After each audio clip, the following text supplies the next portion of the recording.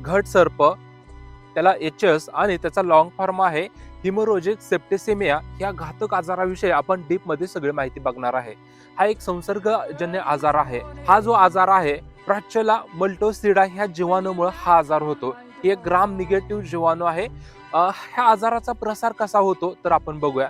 हे जे जीवाणू तुम्हाला सांगितलं प्राण्याच्या घशामध्ये, प्राण्याची जी लाळ आहे नाकामध्ये, हे जीवाणू असतात पण एक स्थिर स्वरूपात असतात. पण ज्यावेळेस त्या प्राण्याची रोग प्रतिकार शक्ती कमी होते, अशा वेळेस काय होतं की ते जीवाणू ऍक्टिव्ह होतात आणि त्याच्यानंतर ती लक्षणं दिसायला सुरू होतात. या आजाराचा प्रसार कसा होतो? बाधित प्राण्याची लाळ आहे, त्याच्यानंतर त्या श्वासद्वारे तो जीवाणू हवेत पसरतात. बाधित शेळ्यांचा चारा आहे, कॉन्टॅक्ट आहे, उवा, पिसा, मच्छर हे चावल्यामुळं दुसऱ्या चांगल्या शेळ्यांनाही हा आजार होऊ शकतो. हा आजार झाल्यानंतर प्राण्यांमध्ये लक्षणं कोणकोणती दिसतात तर भरपूर असा ताप येतो, 105 107 फॅरनाईट पर्यंत त्या प्राण्याला ताप येतो, भूक कमी होते, त्याच्यानंतर रुमेनची गती जी आहे तर ती मंदावते.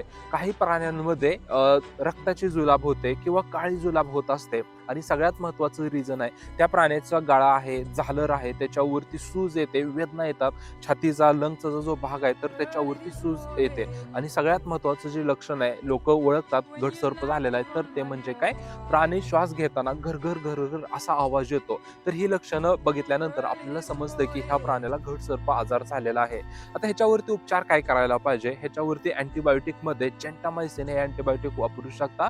प्राण्याला ताप वगैरे आहे तर त्याच्यासाठी मेनोरिस प्लस तुम्ही इंजेक्शन करू शकता.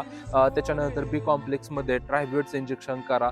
तुम्ही डेक्झाचं इंजेक्शन करू शकता. फक्त डेक्झामेथासोन जे आहे तर ते गाभण प्राण्याने इंजेक्शन करू नका, नाहीतर गर्भपात होऊ शकतो. हा आजार स्पेशली कुठं दिसून येतो? ज्यावेळेस जास्त टेम्परेचर असतं किंवा जास्त पावसाचं प्रमाण आहे, आर्द्रता आहे, प्रवासातील ट्रेस आहे, तर ह्या गोष्टीमुळे हा आजार होऊ शकतो. हा आजार होतो, मृत्यू होते, भरपूर लॉस होतो. तर त्यासाठी प्राण्यांचं तुम्ही वॅक्सिन करणं खूप महत्वाचं आहे. एचएसचं वॅक्सिन मिळतं. सर्वसाधारण त्या प्राण्याचं वय कमीत कमी 6 महिने असायला पाहिजे.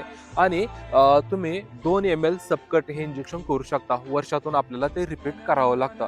तुम्ही एचएसचं स्पेशली वॅक्सिन करण्यापेक्षा एफएमडी, एचएसबीक्यू ह्या तिन्ही रोगावरती एकच बॉटल मिळते. तर तिचं नाव आहे रक्षा ट्रायवॅक. तर हे तुम्ही जर वॅक्सिन केलं तर तुम्हाला बेस्ट रिझल्ट ह्याच्यातून मिळतोय. तर तुम्हाला माहिती कशी वाटली जरूर कमेंट करून कळवा. धन्यवाद.